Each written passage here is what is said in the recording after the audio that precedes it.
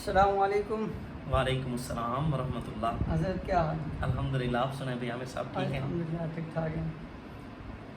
اچھا حضرت، ہمارے معاشرے میں نا جی لا مذہب لوگ ہیں کچھ، بالکل۔ وہ جو دیندار لوگ ہوتے ہیں نا، عام دیندار جیسے لوگ ہوتے ہیں، ان کا ذہن بہت خراب کرتے ہیں۔ جیسا کہ حضور پاک صلی اللہ علیہ وسلم نے 11 شادی کی ہیں، بالکل تو وہ ان کے متعلق عجیب باتیں کرتے ہیں، یار آپ کے نبی نے اتنی شادیاں کی ہیں، کیا ضرورت تھی اتنی شادی کرنے کی؟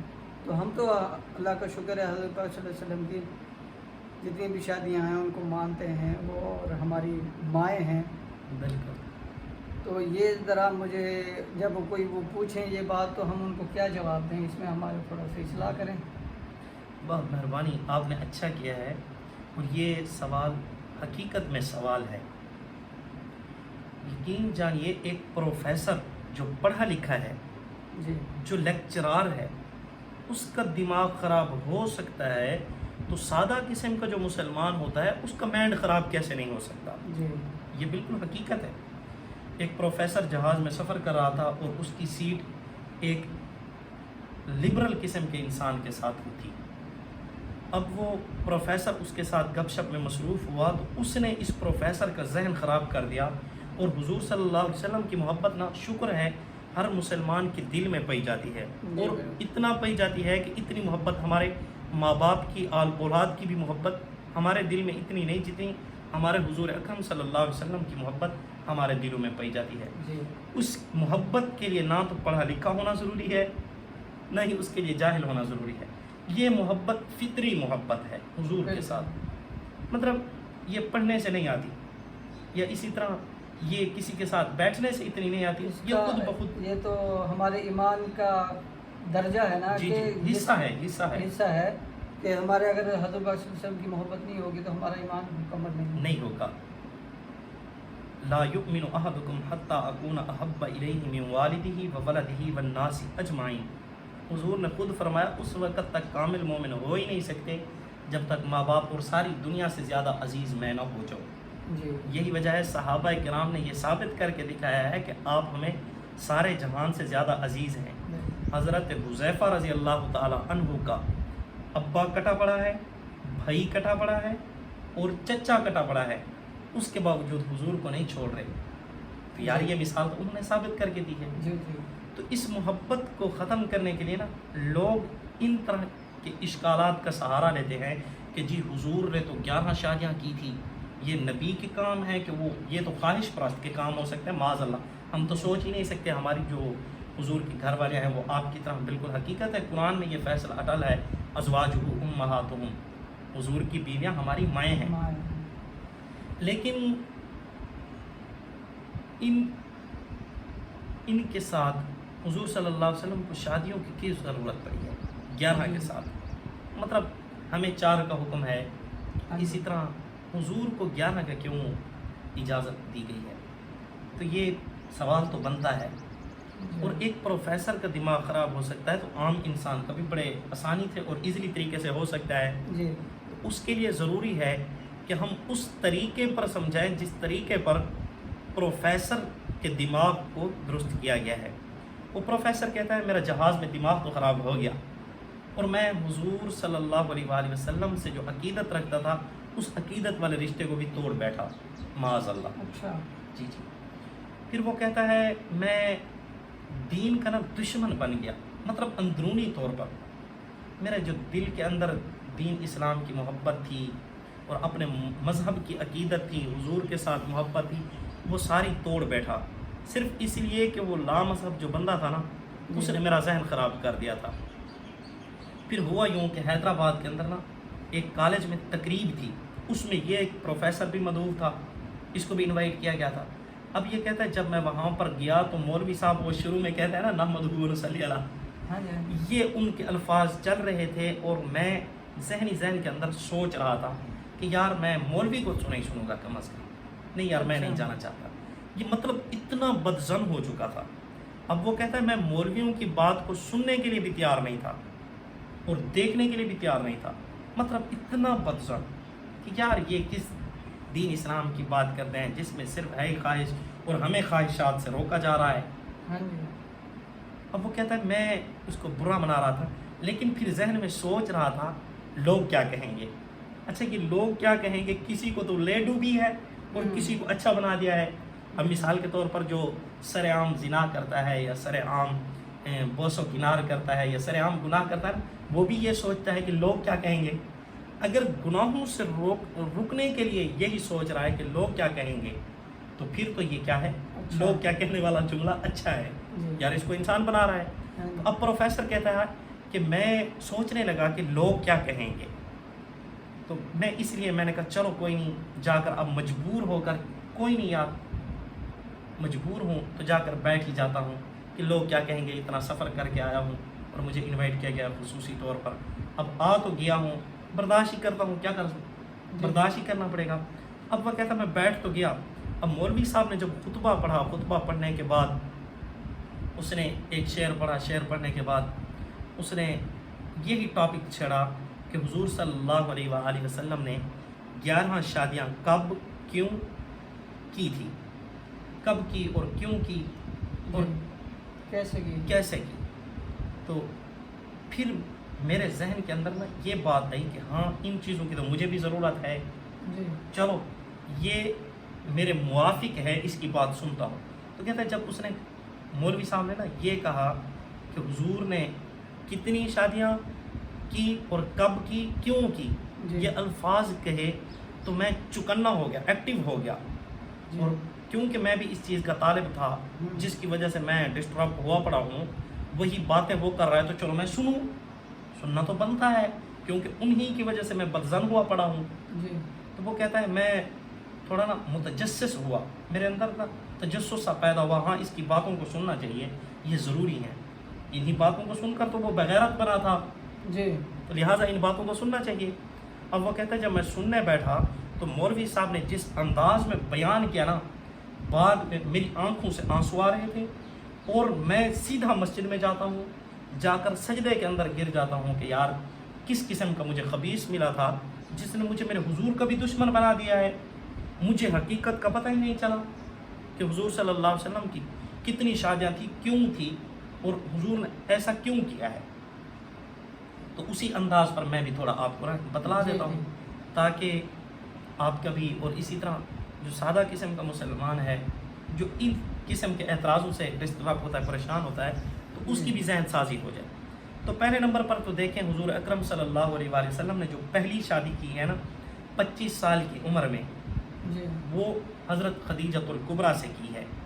اچھا حضرت خدیجۃ الکبریٰ وہ عورت ہیں جن کے پہلے 2 خاوند فوت ہو چکے ہیں، پہلے شادی شدہ ہیں.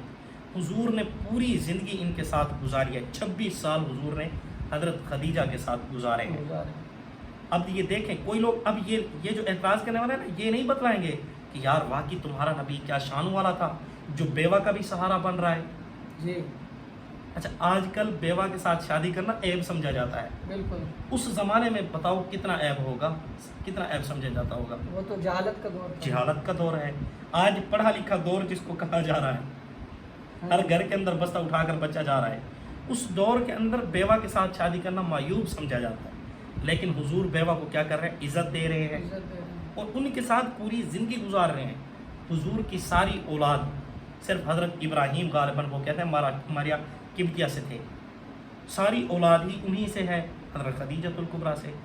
51 سال کی عمر تک حضور نے دوسرا نکاح نہیں کیا. یار جو خواہش کی عمر ہے اس میں آفریں بھی آ رہی ہیں، یہ نہیں کہ آفر نہیں آ رہی، حضور کے پاس کچھ ہے نہیں. قریش مکہ نے کیا کہا تھا، آپ جس عورت کے ساتھ شادی کرنا چاہیں یا آپ جتنا پیسہ چاہیں، جتنا مال چاہتے ہوں، ہم آپ کو دینے کے لیے تیار ہیں، لیکن آپ یہ تبلیغ چھوڑ دیں، یہ جو اللہ اللہ اور توحید آپ بیان کر رہے ہیں اس کو چھوڑ دیں. مکہ کی جس عورت کے ساتھ آپ شادی کرنا چاہیں آپ کی شادی کراتے ہیں، جتنا پیسہ چاہیں آپ کو پیسہ بھی دیتے ہیں. حضور نے کیا جواب دیا، دائیں ہاتھ پر سورج بائیں ہاتھ پر چاند رکھو تب بھی تمہاری بات ماننے کے لیے تیار نہیں. اور بڑا پوائنٹ یہاں پر بتلاتا چلوں، وہ جو جاہل زمانے کے تھے نا، جاہل زمانے کے، انہوں نے بھی حضور پر یہ اعتراض نہیں کیا. بھائی عامر صاحب یہ تو ہمیں کیا کہتے ہیں جھٹکا لگانے والی بات ہے کہ جو جاہل زمانے کے تھے نا ہاں جی، انہوں نے بھی یہ اعتراض نہیں کیا کہ حضور تو خواہش پرست ہیں، استغفر اللہ. خواہش پرست ہوتے تو وہ یہی کہتے شادی شدہ نے زنا کیا تو پتھر مار کر پتھر جیسا کر دیا جائے گا سنسار. ہاں پھر یار یہ شرطیں لگاتے حضور. اگر خواہش پرست ہوتے تو پھر کیا ضرورت تھی؟ حضور زنا کی اجازت دے دیتے. اس سے معلوم ہوتا ہے حضور خواہش پرست نہیں تھے. اور مشرکین نے جو جاہل زمانے کے لوگ ہیں انہوں نے بھی یہ اعتراض نہیں کیا. یہ تو کہا ہے حضور شاعر ہیں، حضور مجنوں ہیں، اس قسم کے ہاں، الزامات اس سے لگائے ہیں، لگائے ہیں۔ لیکن یہ الزام نہیں لگایا کہ حضور معاذ اللہ خواہش پرست ہے. خواہش پرست۔ یہ آج کے جو لبرل ذہن کا جو انسان ہے نا وہ حضور پر اعتراض لگا رہے ہیں. اب دیکھیں دوسرا نکاح حضور صلی اللہ علیہ وسلم 53 سال کی عمر میں کر رہے ہیں. کب کر رہے ہیں؟ 53 سال کی عمر میں۔ 53 سال کی عمر میں، وہ بھی بیوہ عورت حضرت سودا بنت زمعہ رضی اللہ تعالی عنہا سے. ان سے نکاح کیوں کیا ہے؟ اب حضور صلی اللہ علیہ وسلم تبلیغ کریں یا بیٹیوں کی تربیت کریں؟ 4 بیٹیاں ہیں، جی زینب، ام کلثوم، رقیہ، فاطمۃ الزہرا رضی اللہ تعالی عنہن. اب ان کی تربیت کون کرے؟ حضور تو پریشان تھے، باہر جا کر تبلیغ کروں یا بیٹیوں کی تربیت کروں؟ یہ جو 4 بیٹیاں ہیں حضرت پاک صلی اللہ علیہ وسلم کی، یہ حضرت خدیجہ سے ہی ہیں؟ جی جی بالکل، حضرت خدیجہ الکبریٰ سے ہیں. جی اب حضرت خدیجہ الکبریٰ فوت ہو گئے. اب آپ بتلاؤ حضور کی ماں تو ہے ہی نہیں جی، یار، جو ان کا کیا کرے خیال کرے. خیال کریں۔ حضور کی بہن تو ہے ہی نہیں سگی جی کہ جو ان کا کیا کرے خیال کرے. اب آپ خود اندازہ لگائیں کیا ضرورت ہے یا نہیں ہے؟ بالکل ضرورت ہے. جی تو اچھا حضرت سودا سے نکاح کیوں کیا ہے؟ تاکہ وہ بیٹیوں کی تربیت کرے. اور حضرت فاطمہ تو زہرا خود فرماتی ہیں میری سگی ماں سے بڑھ کر کیا کی ہے؟ میری ماں حضرت سودا نے ہماری تربیت کی ہے، اور ساری دنیا مانتی ہے. پھر دوسرا نکاح کیا ہے حضرت عائشہ صدیقہ سے. تیسرا نکاح کس سے کیا ہے؟ حضرت عائشہ صدیقہ سے نکاح کیا ہے. رخصتی فوراً نہیں ہوئی، جی رخصتی فوراً نہیں ہوئی. رخصتی 3 ہجری میں ہو رہی ہے، مطلب 55 سال کی عمر میں. اب اس میں بھی ایک سبق نکلتا ہے ویسے کہ حضور بڑی عمر کے ہیں، چھوٹی عمر کے ساتھ کیا کر رہے ہیں؟ چھوٹی عمر والی لڑکی کے ساتھ شادی ہو رہی ہے. تو اس میں امت کے لیے بھی ایک سبق ہے. جس طرح آج کے دور میں شادیاں کرتے ہیں جو مالدار ہوتا ہے یا اسی طرح چودھری ٹیپ کا ہوتا ہے، وہ کیا ہے اس طرح کی نوجوان عورت کے ساتھ شادی کر لیتا ہے. تو آیا کہ کیا اسلام اس چیز کی اجازت دیتا ہے یا نہیں؟ تو اس سے کیا ہو گیا؟ ثابت ہو گیا کہ کیا ہے بڑی عمر کا چھوٹی عمر والی لڑکی کے ساتھ شادی کر سکتا ہے. اس سے یہ بھی ہمیں سبق ملتا ہے. اور ویسے حضرت عائشہ رضی اللہ تعالی عنہا سے 2200 سے زیادہ حدیثیں ملتی ہیں. کتنی؟ 2200 سے زیادہ حدیثیں ملتی ہیں. 2200 سے 2300 کے درمیان تک حدیثیں حضرت عائشہ رضی اللہ تعالی عنہا سے ملتی ہیں. اور امت کی 48 سال تک دینی رہنمائی کرتی رہی ہیں حضور کے بعد حضرت عائشہ. تو ضرورت تھی یا نہیں تھی؟ جی بالکل. ٹھیک ہے، تھوڑا آگے چلتے ہیں. پھر ایک بنی مستلق قبیلے کے نا کچھ لوگ قیدی بن کر آئے. کون سے قبیلے سے؟ بنی مستلق سے. اچھا. حضرت جویریہ رضی اللہ تعالی عنہا ہے، وہ قبیلہ بنی مستلق سے تعلق رکھتی ہیں. قبیلہ بنی مستلق کے کچھ لوگ نا قید ہو کر حضور کے پاس آتے ہیں، مسلمانوں کے پاس آ جاتے ہیں. جی تو ام المؤمنین حضرت جویریہ رضی اللہ تعالی عنہا بھی انہی قیدیوں میں سے ہوتی ہیں. جی تو یہ اپنے مالک سے ایک معاہدہ کرتے ہیں میں آپ کو اتنا پیسے دیتی ہوں، آپ مجھے کیا کر دو؟ آزاد کر دو. تو وہ راضی ہو جاتے ہیں آزاد کرنے پر. تو یہ ان سے معاہدہ کر کے نا اپنے مالک سے حضور کے پاس آ جاتی ہیں، یا رسول اللہ آپ میری ہیلپ کریں مالی طور پر. حضور فرماتے ہیں کیا میں آپ کے ہیلپ اس طرح نہ کروں کہ میں آپ کا معاوضہ ادا کر دوں اور میں آپ کے ساتھ نکاح کر دوں؟ تو یہ خوش ہو جاتے ہیں، یا رسول اللہ ضرور. تو حضور صلی اللہ علیہ وسلم ان کا معاوضہ ادا کر دیتے ہیں اور ان سے نکاح کر لیتے ہیں. پھر ان کا 100 کا نا خاندان کا 100 افراد وہ چونکہ غلام اور قید ہو کر آیا تھا. جی تو صحابہ کرام کو پتہ چلتا ہے حضرت جویریہ حضور کے حرم میں آ گئی ہیں. تو وہ کہتے ہیں چونکہ حضور کا یہ سسرال ہے اب، تو لہٰذا وہ کیا کر دیتے ہیں؟ آزاد کر دیتے ہیں. اب ام المؤمنین حضرت عائشہ صدیقہ رضی اللہ تعالی عنہا فرماتی ہیں میں نے حضرت جویریہ سے بڑھ کر کسی کو بابرکت نہیں دیکھا جو اپنے خاندان کے لیے بابرکت بنی ہو۔ جی حضرت جویریہ کی وجہ سے 100 افراد کو کیا مل رہی ہے؟ نجات مل رہی ہے، اور غلامی سے آزادی ملی۔ غلامی سے آزادی مل رہی ہے۔ اور اس میں ہمارے لیے بھی ایک سبق ہے، اور سسرال والوں کے لیے پروٹوکول بھی ہے کہ یار آپ کا جو سسرال ہوتا ہے اس کا بھی احترام ضروری ہے۔ جی مطلب سسرال کو پروٹوکول مل رہا ہے، اس سے امت کو سبق ملا، سسرال کو گندی نگاہوں سے نہیں دیکھنا، سسرال کو احترام کی نگاہوں سے دیکھنا ہے، اور سسرال کو پروٹوکول دینا ہے، اور سسرال کو ماں باپ کی طرح کیا کرنا ہے؟ ادب دینا ہے، اور کیا کرنا ہے؟ احترام کرنا ہے ان کا بھی۔ ان سے ہمیں یہ سبق ملا۔ اور اسی طرح حضرت ام سلمہ رضی اللہ تعالی عنہا، وہ ابو سلمہ کی گھر والی ہیں۔ وہ ابو سلمہ جب فوت ہو جاتا ہے تو ام سلمہ رضی اللہ تعالی عنہا حضور کے حرم میں آ جاتی ہیں، حضور سے نکاح کرتی ہیں، تو اپنی اولاد بھی حضور کے پاس لے کر آتی ہیں۔ حضور صلی اللہ علیہ وسلم اپنی سوتیلی اولاد کی بھی تربیت کرتے ہیں۔ عمر بن ابو سلمہ وہ فرماتے ہیں کہ میں حضور صلی اللہ علیہ وآلہ وسلم کے ساتھ کھانا کھا رہا تھا، تو حضور نے فرمایا یا غلام سم اللہ، اے لڑکے، غلام کا معنی نوکر نہیں، یہاں پر آپ شاید نوکر کہیں، غلام کا معنی لڑکا ہے، اے نوجوان، اے لڑکے، سم اللہ، اللہ تعالیٰ کا نام لے، مطلب پہلے بسم اللہ پڑھ، پھر کل بیمینک، اپنے دائیں ہاتھ کے ساتھ کھاؤ، وہ کل مما یلیک، اور اپنے سامنے سے کھاؤ۔ یہ حضور تربیت فرما رہے ہیں اپنے ستیلے بیٹے کی۔ جی تو اس سے ہمیں سبق ملا، امت کو یہ سبق ملا کہ کوئی شخص اگر کسی متعلقہ کے ساتھ یا بیوہ کے ساتھ شادی کرتا ہے اور اس کی پہلے سے اولاد ہے، تو اس اولاد کی تربیت بھی اس کے ذمہ ہے، تو یہ بھی اس اولاد کی کیا کرے؟ تربیت کرے۔ اگر اس کے ساتھ کیا کرتا ہے؟ نکاح کرتا ہے، اگر یہ کرتا ہے تو یہ بھی کیا ہے؟ حضور کی سنت ہے کہ متعلقہ سے یا بیوہ سے کیا کی جائے؟ شادی کی جائے، اور اس کی اولاد کی کیا کی جائے؟ تربیت کی جائے۔ حضرت ام سلمہ واحد حضور کی بیوی ہیں جو اپنی پچھلی اولاد بھی حضور کے پاس لے کر آئی ہیں، اور حضور نے کیا کی ہے؟ تربیت کی ہے۔ تو اس سے ہمیں سبق مل رہا ہے۔ اور اسی طرح حضرت ام حبیبہ رضی اللہ تعالی عنہ حضرت امیر معاویہ رضی اللہ تعالی عنہ کی بہن ہیں، اور ابو سفیان رضی اللہ تعالی عنہ کی بیٹی ہیں۔ ابو سفیان حضور صلی اللہ علیہ وسلم کا سخت دشمن تھا۔ جی جی جی اور ام حبیبہ پہلے ہی مسلمان ہو چکی تھی، اور انہوں نے ہجرت کی تھی حبشہ کی طرف، تو ان کا خاوند حبشہ میں نا نصرانی ہو گیا تھا، مرتد ہو گیا تھا، جی تو وہیں پر ہی فوت ہو گیا۔ حضور صلی اللہ علیہ وآلہ وسلم نے حضرت ام حبیبہ کی طرف نا نکاح کا پیغام بھیجا۔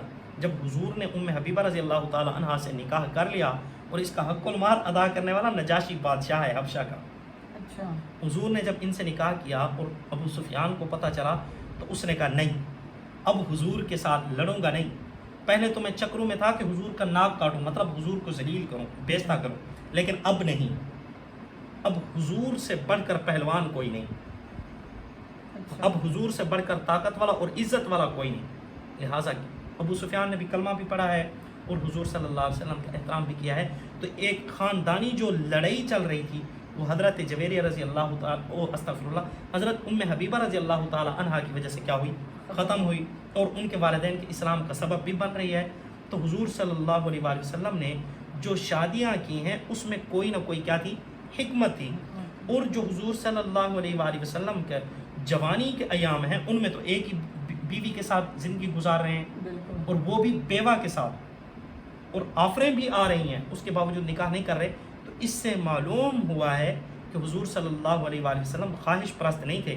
خواہش پرست ہوتے تو زنا پر پابندی نہ لگاتے، زنا پر سزا مقرر نہ کرتے، اور زانی کے لیے یہ نہ کہتے کہ جو زنا کرتا ہے اللہ اس سے ایمان کی چادر اتار لیتے ہیں جو زنا کرتا ہے۔ تو ہم کیسے کہہ سکتے ہیں کہ حضور صلی اللہ علیہ وسلم معاذ اللہ استغفر اللہ نقل کفر نباشت کہ حضور صلی اللہ علیہ وسلم خواہش پرست تھے؟ معاذ اللہ، خواہش پرست ہوتے تو خواہش کی کیا کرتے؟ اجازت دیتے۔ تو حضور کا اجازت نہ دینا دلیل ہے اس بات کی کہ حضور خواہش پرست نہیں ہے، اور اللہ خود فرما رہے ہیں لا یحل لک النساء من بعد، کہ آپ اس کے بعد کسی اور عورت سے نکاح بھی نہیں کر سکتے۔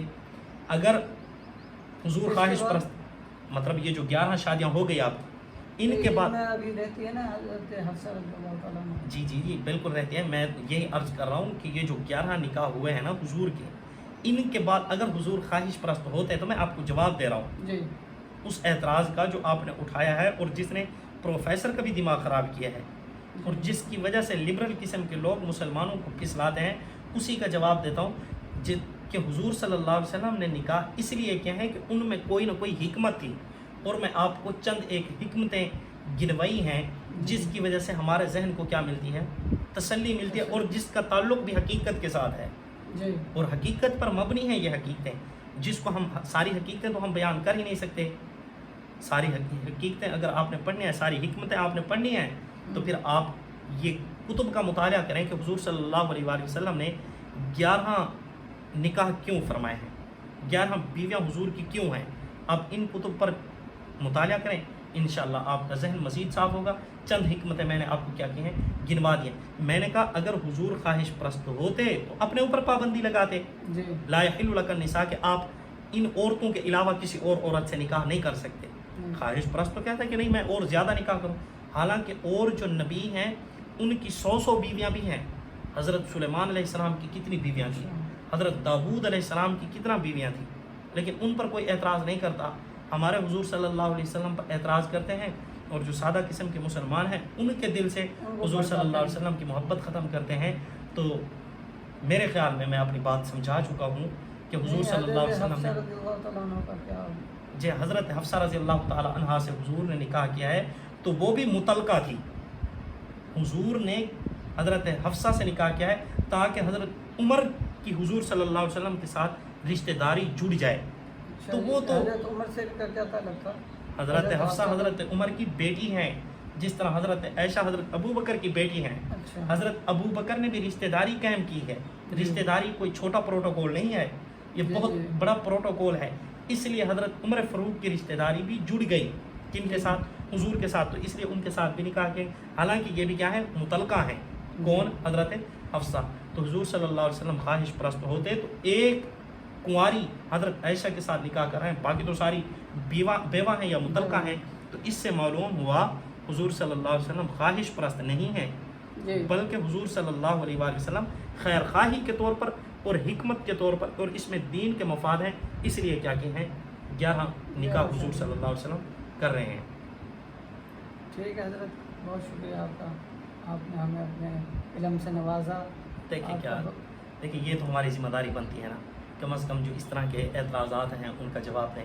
اب دیکھیں پروفیسر کا جو ذہن فٹ کرنے والا ہے وہ بھی مولوی ہے. اب یار ہم علماء سے جڑیں گے، علماء کرام سے پوچھیں گے، تو ہمیں ہمارے جو میڈ خراب ہوئے پڑے ہیں ان کو درست کریں گے. جی ہمارے جو اعتراضات ہیں وہ دور تبھی ہوں گے جب علماء کرام سے پوچھیں گے. ہم علماء کرام سے پوچھتے نہیں اور ان سے جا کر پوچھتے ہیں جو مزید ہمارے ذہن کو خراب کر دیتے ہیں. جی اس لیے جب بھی کوئی دینی مسئلہ ہو تو وہ کن سے پوچھنا چاہیے؟ علماء کرام سے پوچھنا چاہیے. اور علماء کرام میں وہ جو سلجھے ہوئے ہوں. دیکھیں عالم جو بھی ہوتا ہے سارا ہی سلجھا ہوتا ہے حضرت. نہیں ہاں اتنا کہہ سکتے ہیں کہ کچھ وہ علماء کرام ہوتے ہیں جو تحقیق کے میدان میں آگے ہوتا ہے، مطالعہ ان کا وسیع ہوتا ہے، آپ یہ کہہ سکتے ہیں. مگر نہ عالم جو بھی ہوتا ہے الحمدللہ سلجھا ہوا ہوتا ہے. جی بہت شکریہ حضرت. ٹھیک ہے جزاک اللہ.